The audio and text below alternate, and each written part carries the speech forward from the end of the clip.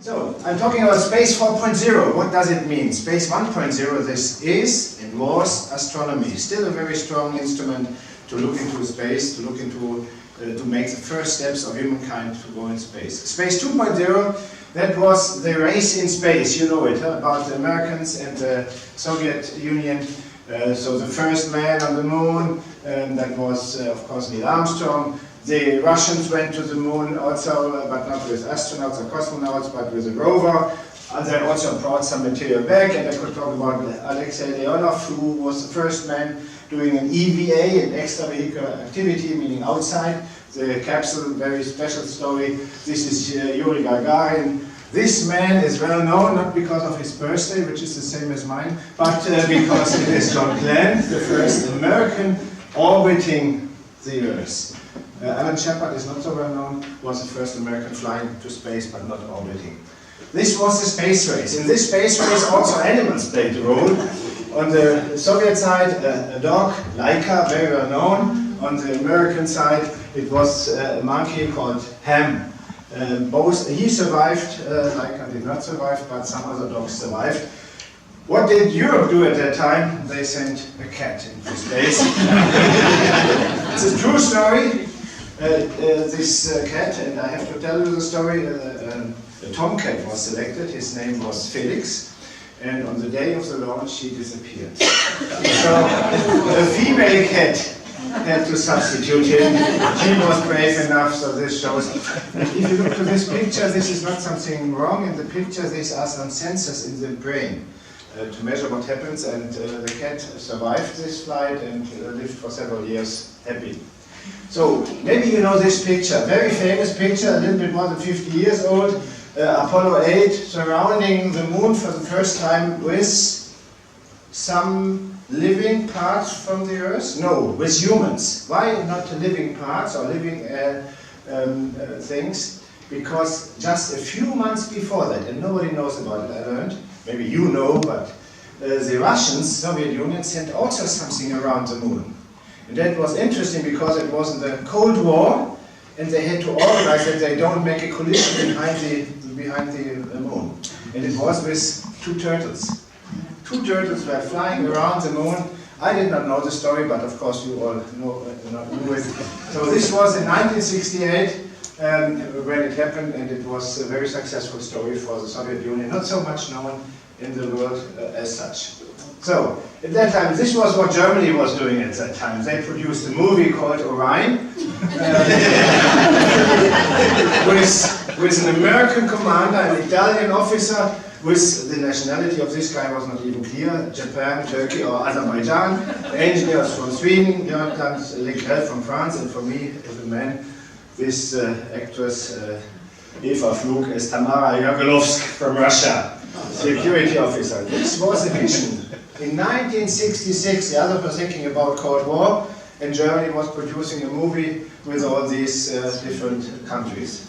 At that time, around that time, the first origin of ESA happened. Two organizations were formed, and they were merged, and out of that we got the European Space Agency, ESA. Since 1975, our convention has not changed a single word since then, so it's still exactly the same organization. Space 3.0. This is some steps for global cooperation and space applications, and the International Space Station with the Americans, the Russians, the Japanese, the Europeans and the Canadians. A very, very important step to go ahead. So now we are moving, I said different applications. What does it mean? That we are really tackling global challenges. You see here a full list. I will not go through the list. And you might have your own priority list. I don't discuss about that. What I say is each and everything which you see here can be tackled by space. Even, for instance, health. With astronauts in space, you learn about the immune system and other things. But there is one thing more, and this is curiosity. That's, to my mind, the strongest driver of humankind, stronger than just the question of the next iPhone or whatever. That is curiosity. And space is really helping with applications, with science and exploration to support curiosity and to give this feeling of curiosity also to the next generation. ESA today is an organization with 22 member states. We are not part of the EU. We are an independent intergovernmental organization. 20 members of us, 20 member states of ESA are at the same time member states of the European Union. We have Norway and Switzerland in, and just to say it already, the British will remain a member state of ESA, and so it might be that they are leaving the European Union. So they decided they will remain with ESA. This was a very early decision, but there are some buts, but you should not have a boring evening, so I don't tell you all the buts. Now, there are 4 programmatic pillars now in ESA. We are working on science and exploration, looking to the universe, looking also with humans in low Earth orbit. We make safety and security. I come back to that one. We are doing applications, meaning Earth observation, navigation, telecommunication. We are also, please go. Okay. So we are doing developing new launchers. We are developing new technologies, and of course also operations is there, and we call this enabling and support, because you need these things to have some space missions, otherwise you cannot go into space. Competition is a driver, we all know that. Competition is important in sports and other areas. Competition is a driver, it makes us better, but at the same time we should understand that cooperation is an enabler, and we have to think about both at the same time, to accept competition here, but to do cooperation there. And this is the sense of ESA, because with our 22 member states, of course, we have some competition between the different member states, but at the same time, they are working together, because some of the missions they cannot dare to do alone with one, or cannot afford with one country only. And then, this is now coming to Space 4.0. What does that mean? We have a change of motivations now. We are not doing it because of Cold War. We have applications and all these things. We have more than 70 spacefaring nations, and sometimes industry or universities have their own space missions. We have different contents, really broad variety, not only sending a man or a cat or a dog into space or to the moon.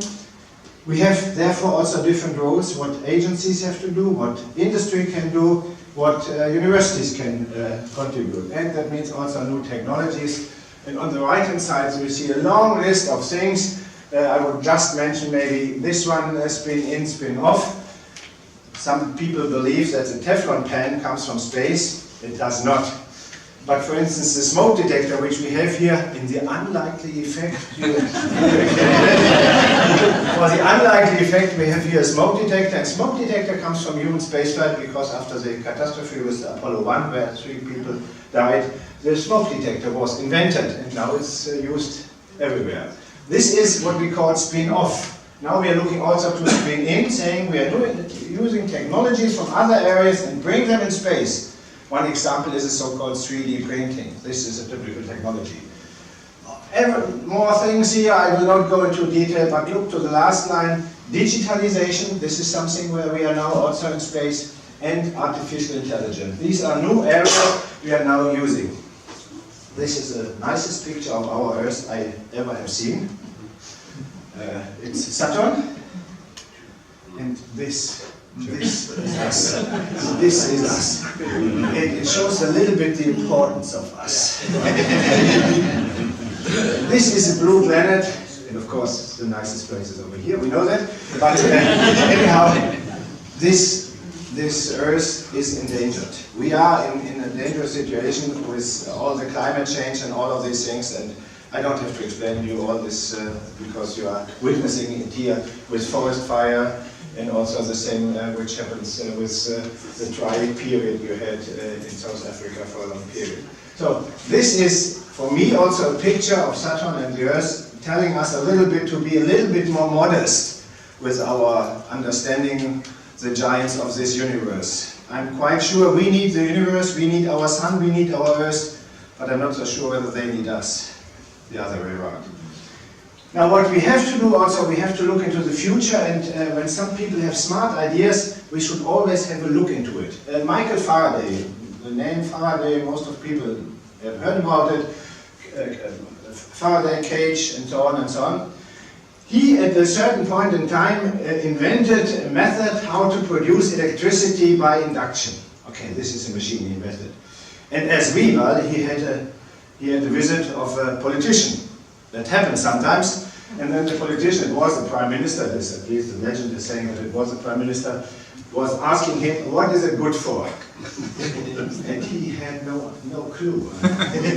So what he said was very smart, the microfighter. He said, no idea, but you will tax it. That means that we also have to look to new applications, new technology, digitalization, artificial intelligence, without always saying, what is it good for? Let's develop it, let's see what it's good for, and then we will see and we will find there will be solutions. For instance, quantum technology. I could tell a lot about quantum technology, quantum entanglement. This is a new world. Maybe you have a clue, but I had no clue when I got this information. But we don't have time today, unfortunately. Maybe tomorrow afternoon we make another lecture about just quantum entanglement. Dark matter. You know what dark matter is? If somebody of you know it, tell it me. I would like to Nobel Prize because nobody knows it. Nobody knows it, and nobody is perfect. So who is perfect knows about also dark matter. Dark matter. The idea of dark matter is the following. Now I have some scientists in the room, so you are quiet right now. Don't interrupt me, even if it's wrong. If you have a galaxy and you have some stars in the galaxy, then according to our normal calculation, the galaxies and the stars which are far away from the center should move slower than the ones being close, because otherwise they would fly away. The gravity forces cannot hold them back. That would mean we would expect that the speed of the stars far away should be smaller, lower than the ones being close. However, as this picture shows, the reality is different. And as we do not know what is happening, we call it dark matter. Maybe there is something like dark matter, and I know that our scientists are looking for that. But maybe there is no dark matter and it's just a question of our calculation. I don't know, but our scientists are convinced that there is some dark matter. And if we understand what dark matter is, who in this room is sure that we cannot use it for the next generation of some technology on Earth? I don't know. For instance, Albert Einstein. 100 years ago, he formulated the theory of relativity, the general and the special one. You remember the formula, it's just for you. The special theory of relativity says time is slowed down by velocity. I checked it with my car on the German highway, no effect. The second one, general theory of relativity, time is slowed down by gravity. I was today in an airplane. The airplane, of course, lower gravity. I checked my watch, no change. So maybe it's wrong. And what is the benefit for society if we have this? Where is the advantage for you? Why to pay this guy, who is that now? Why to pay him at that time to do something which is worthless? It's not worthless. You are all using it. Because satellite navigation works with satellites which have clocks on board, and they are far away from the Earth, about 24,000 kilometers. So the gravity is much smaller. So that means the second one is relevant. And they are really fast, these satellites. So the first sentence is relevant. Unfortunately, these two effects do not substitute or diminish each other. Without knowing the Einstein theory of relativity, the error of a satellite navigation would be 500 meters in just 1 hour. So it would be worthless. So therefore, let's also give people, scientists, the idea to study dark matter, dark energy, black holes. Fabio, what else? Gravitational waves. Gravitational waves emitted by black holes? Yeah, for instance. My specialty. Okay. Because you don't know. This curiosity-driven work has some value, and if not, we understand better what the world is. This is also an advantage. And therefore, the satellite navigation is depending on basic research. This is the European system. You know there's also an American copy called GPS. And if you have a modern smartphone, Then you can already receive also the Galileo signals. This is a video, a screenshot from my mobile phone, so it's working. It's already really working, and you can get the data, and you get with your smartphone both the GPS and the Galileo data, and that makes your precision even better. So it's not a competition of the two systems, it's a cooperation of the two systems. We had one launch of 2 satellites for the Galileo system, and unfortunately the rocket had some mishap and brought the satellites onto the wrong orbit. Normally you would like to have the satellites on a circular orbit around the Earth, constant distance, constant velocity, constant gravitational force, perfect for Albert Einstein. And in this case the orbit was wrong, was an elliptical orbit. Now we got a blame in the newspapers, ESA had a failure, blah blah blah blah blah blah. In fact, it was really good, because now we had 2 satellites with very high precision clocks, 8 clocks for here, for there. Nobody would ever give us money to do this experiment, to send just some clocks into space and nothing more like that. So with this method we could justify the prediction of Albert Einstein by factors better than in the past. And, as I always say, there is no word in the Bible that you cannot use satellites for satellite navigation which are not on a circular orbit. No word. You can check it. I checked it twice. And therefore, yes, it needs some more software, blah blah blah, but it's working.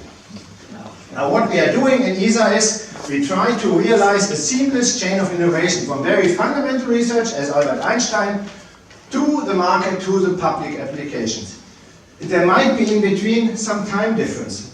Consider Albert Einstein, 100 years. But what is important, not to forget about the knowledge, not to stop over here, not to stop to feed the system with new ideas over here. Science is important for this. Science is always the basis for future developments. Of course, here on the right-hand side we get also more and more commercial activities, fine.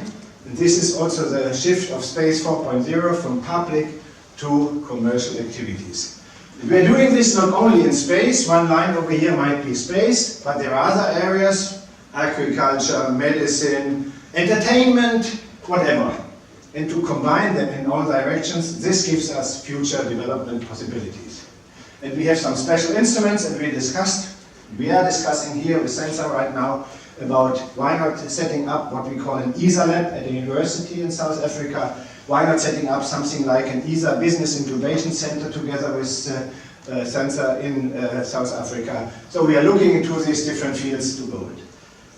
As I mentioned, science is really the basic for everything what we are doing, and science is in ESA a bottom-up process, so the scientists decide, not me unfortunately, the scientists decide, or maybe it's good for the science, what to do. And we have a lot of different missions. We have, for instance, as I said, dark universe, dark energy, dark matter. We are looking for exoplanets similar to the Earth, with characterizing them. We are on the way to Mercury with one mission. We are looking to gravitational waves, and also with NASA together to the universe as such. This is the launch of Bepi Colombo, so it's really the launch. This is not a rocket, so that's a ground. This is just a scaled, no, it's not scaled, scale 1-to-1 model at the entrance, but you see here this was the launch of Bepi Colombo in October last year. It takes 7 years to go to Mercury. It has 3 spacecrafts. One is, let's say, the engine. One is a European spacecraft, and another one is a Japanese spacecraft. So we are working also with international partners. And it is electric mobility because we have an electric engine on board. So it's not with chemicals, but electric. Xenon, the gas, xenon is used. The world production of xenon is 600 kilogram. We are using for this one single spacecraft 585 kilogram.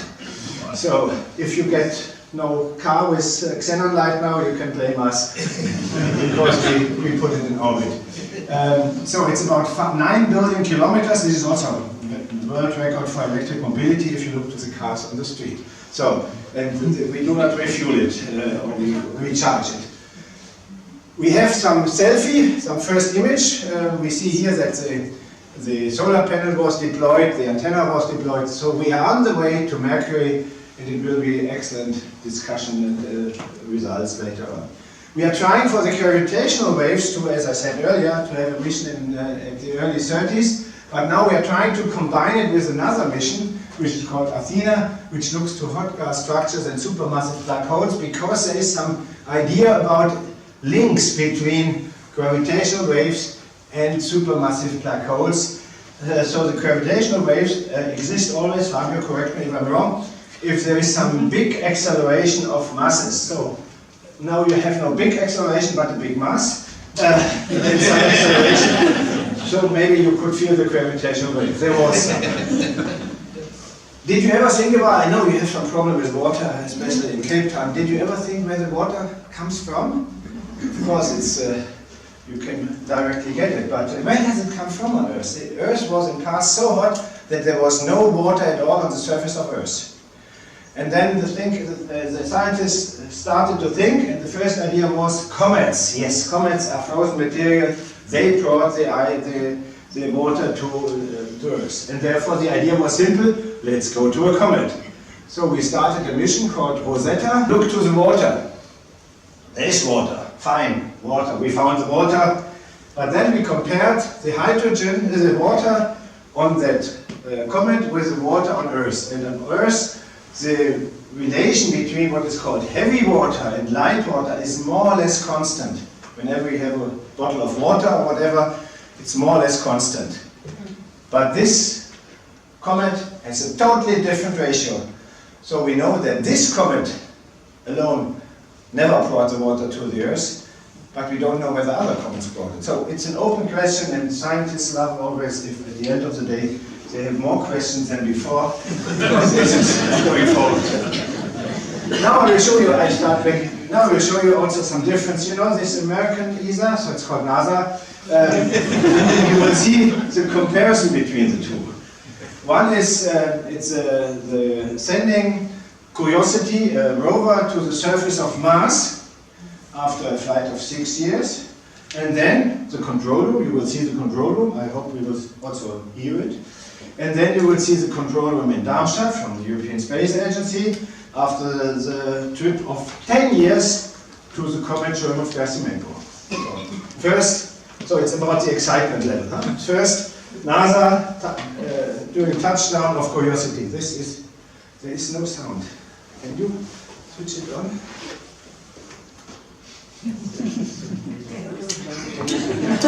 Okay, you see it anyhow. If you cannot hear it. There it is. Okay, now after 10 years, Darmstadt. Same control room, a bit different if you see it in a minute. That's all. So, when we went to this comet, we had a camera on board, and this camera makes pictures just of gray, dark gray, hyper dark gray, black, and so like charcoal. And so we could say 50 shades of gray or something like that. And this camera, some guy had the idea, why to use it only in space? We can use it on Earth. And this is a link to South Africa because of early warning for forest fire. So he brought this technology back to Earth and is looking over the forest, and if something gray comes out, the camera can decide whether it's forest fire or whether it's fog or whether it's just vapor. So and the company created that, and they are selling now hundreds or thousands of these cameras. So it's a use, so why only to know something about the water on the comet. Here you also learn about something for the Earth. We are on our way to Mars. Mars is the next planet which is interested and which you can reach in a certain period of time. So we are having one mission which is orbiting the Mars and looking for methane in the atmosphere. And when we planned this one, we said, okay, we can already try to land on Mars. Difficult to land, because we need this spacecraft, to later on have it as a relay station for this rover, which will drill into the surface of Mars to look for life.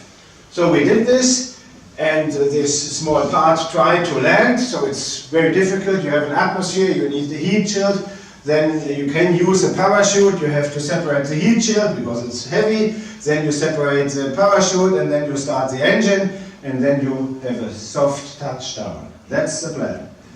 We were very excellent until here. We got all the data, everything was fine, but then the computer stopped the engine because the calculation to the computer said we are already some meters below the surface, and it makes no sense to have an engine below the surface. But it was still 3.7 kilometers, so we had a touchdown, but not a soft touchdown. Now, what would I like to say? This one was just a test case. We have all the data, we know exactly what our mistake was, we will do it better next year, so we learned. Fine. Now I go to another South African, Elon Musk. You know his name?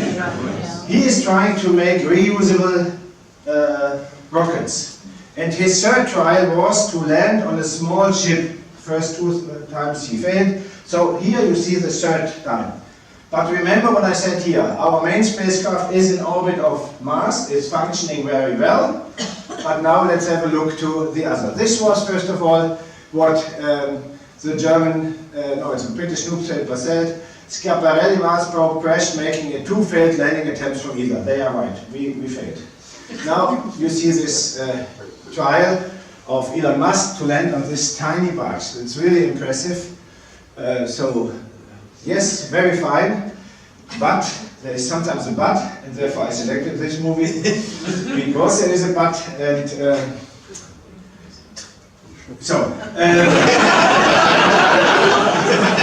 satellite was in orbit, so that was the main task, as in our case. The satellite was in orbit, our test case failed, his test case failed. Now let's have a look to the newspaper.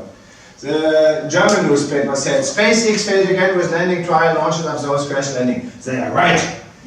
American newspaper. Falcon 9 almost landing. But it needs more touch. And Elon Musk, as another American you know, is always sending tweets. He was saying, rapid unscheduled disassembly event, ship is flying, minor repairs, exciting end. Think about what would happen if I would say, rapid unscheduled disassembly event, Mars is fine, no repairs, exciting end.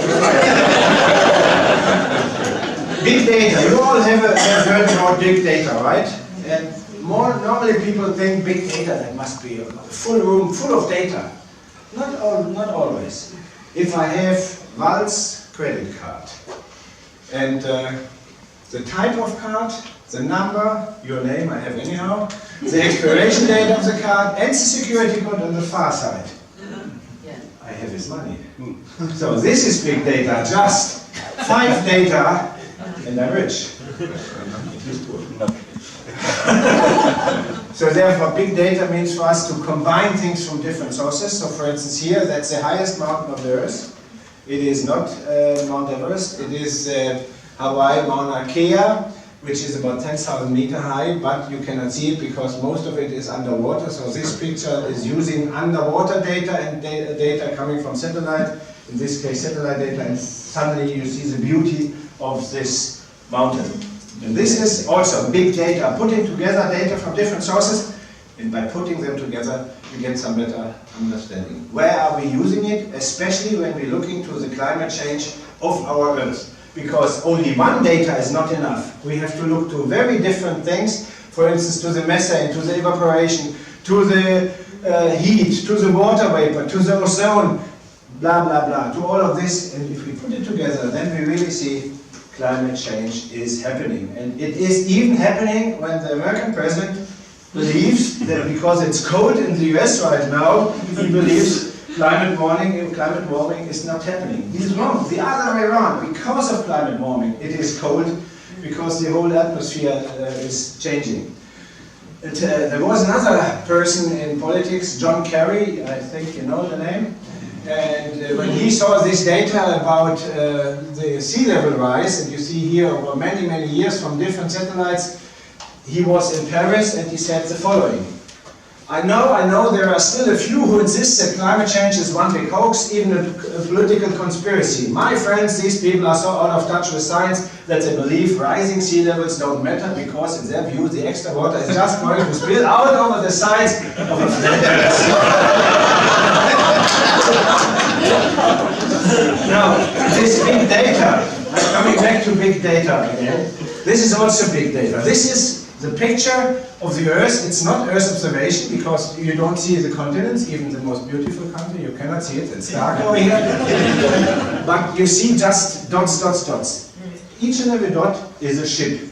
Ships are sending signals, automatic signals, I'm here, I'm here, I'm here.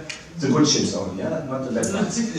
Now if you look at the same time with another camera to the sea, and you compare the data of this signal with, now you look here, you see a dot, you look there, yes, there is a ship. You look here, you see a ship, oh, there is no dot, that means this ship is not a good one.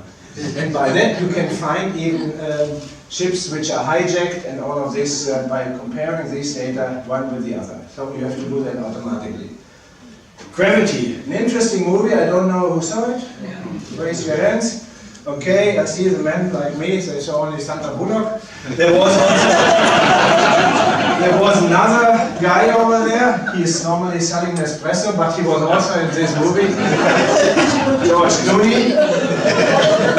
And this situation with this space debris is it's a serious one.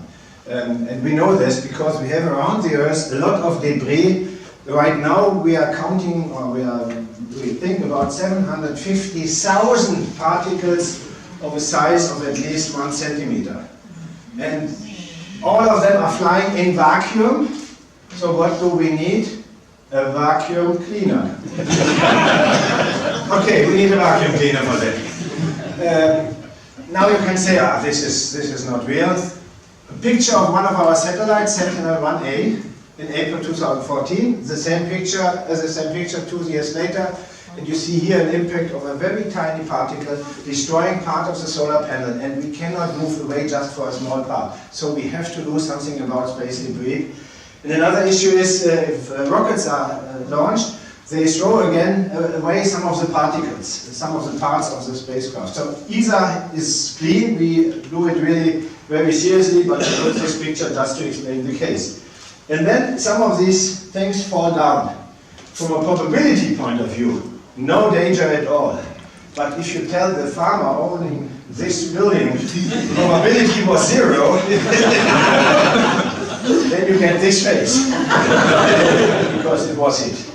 We had another case, this is the Chinese space station, and it was not any longer controlled, so it re-entered into the Earth's atmosphere, and these are the last orbits, and the red parts over here mean where are people living. And you see here, you were lucky at that time, very many people, and from there to there, where it finally came down, it's about 10 minutes, so it's really something we have to take care of.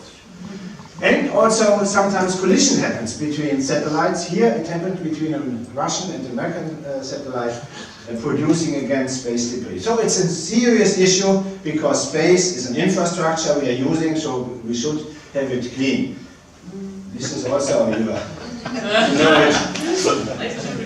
Okay, it's not a satellite, it's not a human space flight. Okay, it's Elon Musk sent this in space, but I'm a little bit, I say, why? Okay, that's just my opinion. Okay, some others are producing mega constellations to have a better coverage of the Earth, and if you ask them can you afford all these satellites, they say we are reducing a little bit the reliability. I say, how much is a little bit?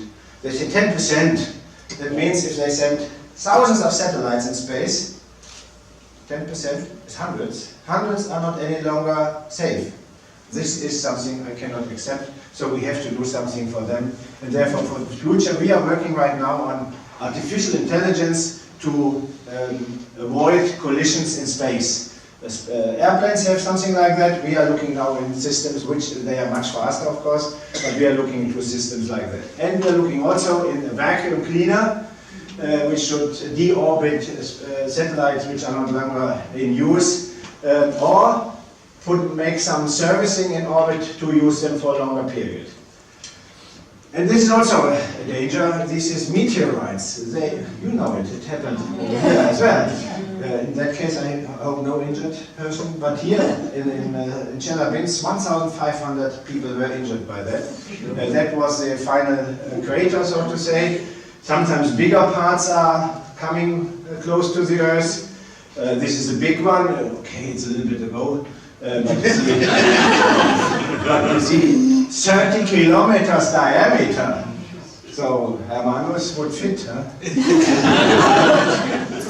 And these are the craters, and some are in South Africa, over here. So these are the craters which are confirmed worldwide. And also some were confirmed on the 21st of January. We had, I think you could not see it over here, the lunar eclipse, but there was lunar eclipse, and they found out some impact on the moon of some bodies.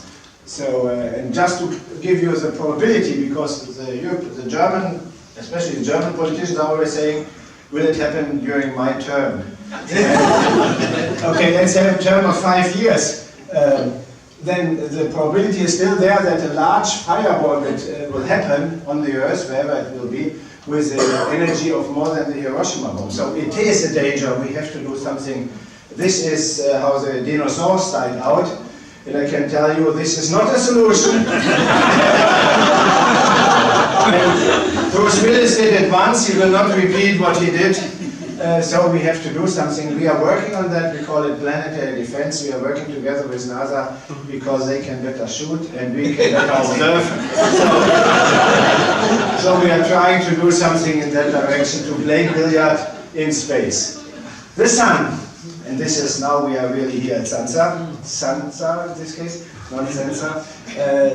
There are solar flares coming from the sun. And this is really dangerous because it can hit our electric system. It can hit the internet, it can hit also our electric system, it can hit the satellites, the avionics, even Galileo GPS can be affected by that. And there was a big one which happened some little bit more than 150 years ago in the US. And at that time there was no electric grid, there was no internet. But they had telegraph systems, and it's said that in some telegraph stations, even the paper began to burn. I don't know whether it's true, but it's a good legend to tell about the importance. And also it happens in the northern part of Canada, and I learned also it happened also here. Those solar flares can, or solar space weather can really affect our daily life. In this case, the transformer was failed. And there's also said that during the Vietnam War, 30 marine mines in a minefield were exploded because of the solar flare. This is a story also we found out, but we could not confirm it directly. We were not there at that time, but okay. So what we are trying to do, of course, today we discussed also with Sansa how we can intensify our cooperation. And we are now looking for a satellite, a spacecraft putting here, L5, which is a special point where you can stay permanently. The Americans would like to go to this point, which is a balanced point between the Sun and the Earth. And if you look from here to there, you can nicely see the direction. If you look from here to there, you can see the speed. And of course, if you have ground stations over here in South Africa, then you have additional information. And by putting them together, we can make a better forecast and warning, because we cannot switch off the sun, and we don't want to switch off the sun. I go to exploration. Exploration is something where we look to low Earth orbit, Moon and Mars. In 2014, the Crimea conflict started. And it was in 2014 that I was asked to come to the launch of a European astronaut with a German accent. That was Alexander Gerst. And I was really afraid. What will happen? He should be launched from Kazakhstan. I said, oh, will that work? And that was the picture I found when I was there. So it's here, this German, the European astronaut with a German accent, a Russian astronaut, a cosmonaut, and an American astronaut. And they were sitting even closer than on this picture and launched by a tiny Soyuz capsule. This is excellent. Geopolitical efficiency and effect of space. We are working together, although we have some trouble on Earth, and this is a good mission and message. As I said, International Space Station. On the station we are doing research, very different types. So for instance also immune system. The immune system breaks down in space, and the immune system is very important to understand because AIDS, we have it's less, and if you look for transplantation of organs, it's too strong. So to really understand what the immune system is a very important medical question. But we are doing also other experiments with blood pressure, also with biotechnology, with new materials and so on. But there is also another aspect. This is again Alexander Gerst. He was looking down, he saw the beauty of the Earth, he explained the beauty of the Earth. He looked also down and he saw some explosions and rockets flying in Gaza and Israel. And at this time he got strong criticism from German newspapers saying he is not paid for emotions, he is paid for research. I think he is paid for emotions, and he should tell us what he sees, because our tiny pale blue dot really should get all our support. This is an Italian lady, European astronaut with Italian passport, Samantha Cristoforetti, and she took this picture showing us how thin the atmosphere is in which we live, how thin it is. We better take care of that. She shows the moon, I like that one. And she shows here a flower. She would call it a flower, I would call it, no, it's some part of the Kazakh steppe. But you see her face, she's saying, I'm back, it's so beautiful on this earth. This is a nice picture for me. He flew again, Alexander Gerst, he just came back some weeks ago. But where to go next time? There is no ultimate goal for humans, I'm quite sure. But it's difficult to go. So is Mars the next destination? To go to Mars and back takes about 2 years. Can we really afford to send a person away and he or she cannot go to any doctor within 2 years? And we have radiation and all of these aspects in addition. And it's different whether you go to Antarctica for some testing or whether you go there for, that's a totally different story. Huh? To go to the moon, you can do it, huh? Even in summer break, 1 week, back and forth, it's possible. So I believe to go to Mars is a challenge. We will go there, but it will take some years. And therefore I propose, let's go together, not back to the moon, but forward to the moon, meaning not in space race, but in cooperation worldwide. Each and everyone is asked to contribute whatever he or she would like to contribute, whether it's a public or private institution, whether it's human or robotic. That's the idea, to have an open, free and open access, and I call it therefore the Moon Village, which is not some single houses, a church and a bar. It is the idea of working together, not in one project, but to work together on this, in this area. The Americans were a little bit shocked. You see here, CNN, the lady, the Europeans have suddenly some idea. But anyhow, there's some ideas also with telescopes going on the far side of the moon, which is not the dark side. The far side is as bright as the near side. But go there and build some telescopes out of the material of the moon. You can have a very nice view into the universe without all the disturbance of our earthly radiation. The Americans immediately said, yes, now we will participate, we will build some roads. I said, but not the speed limit of America. So. And Elon Musk, who always said Mars, Mars, Mars, in 2007 he said, yes, it's clear, but I will build the moon base Alpha. So he is now also supporting the moon. And Jeff Bezos, the other one, another American, he's saying a city on the moon. Of course, the Americans are always a little bit bigger. We are more, the Europeans are more modest with the village. It's okay. This was the reaction of a Scandinavian company saying, we have also something to deliver. But what is a real message from my side, this is, I quote Mahatma Gandhi, our ability to reach unity and diversity will be the beauty and the test of our civilization. And therefore what we need is visionaries for the future. We need to fascinate people, then they are inspired and they are motivated to create the future, and we all need that. Thank you very much for your attention.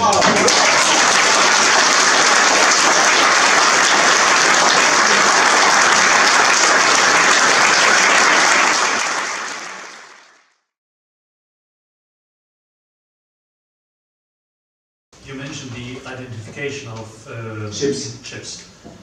The same applies to airplanes. Yes. Good. Why did... Yes, good question. I know the question. Okay. What's the answer?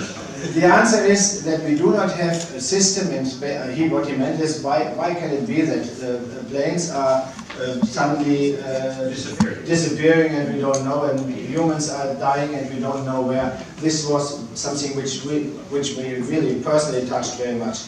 We have this possibility, it's called ADS-B. There is a special receiver, but there are not enough satellites in space that you can get each and every plane at any time. That's a problem. If you have enough of these, and we are trying to put in as many satellites as possible, these receivers, so that we have that information. But unfortunately, that special case, in all the special cases from these planes, we do not have the data, unfortunately. But the technology is there, we only need enough receivers. While with the ships they are much slower, it's not so difficult. Okay, thanks. But the question, excuse me that I interrupted you, is always my problem. Any other questions? Please. Are you planning to put Galileo satellites around the moon as well? So did I show this picture? No, I did not show it. Huh? In our earlier discussion, I had it. I had a picture showing some navigation satellites around the moon. We are thinking about the next generation of satellite navigation to use it in space. Whether this means automatically that we have Galileo satellites orbiting the moon, or whether we can use even also the ones orbiting the Earth, that's another question. The farther you go, the better it is. You have also some satellites over there. But what we also have a company within this Moon Village idea, which is now developing a communication satellite for the moon for all the communications on the surface. So satellite navigation on planets is important for the future, and we are looking into that. Please. Hi, yes, we were discussing the other night the... Before coming here, you were already... we were discussing the speed of space travel, you know, there was achievable by humans in the future. And then there was some new stuff, laser-driven or something.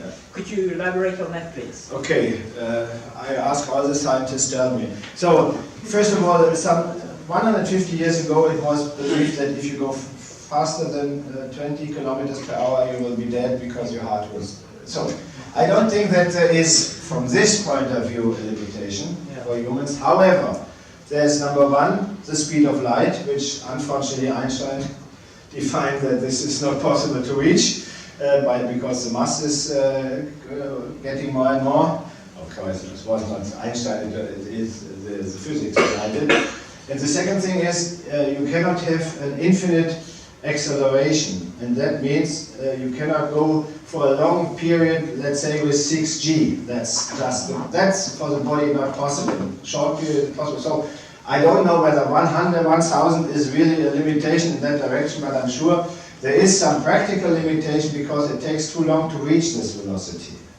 So the better solution would be Interstellar, the movie Interstellar, to go to a wormhole and then you are there. But so far, even the best scientists don't have it. Even Stephen Hawking did not find that solution finally.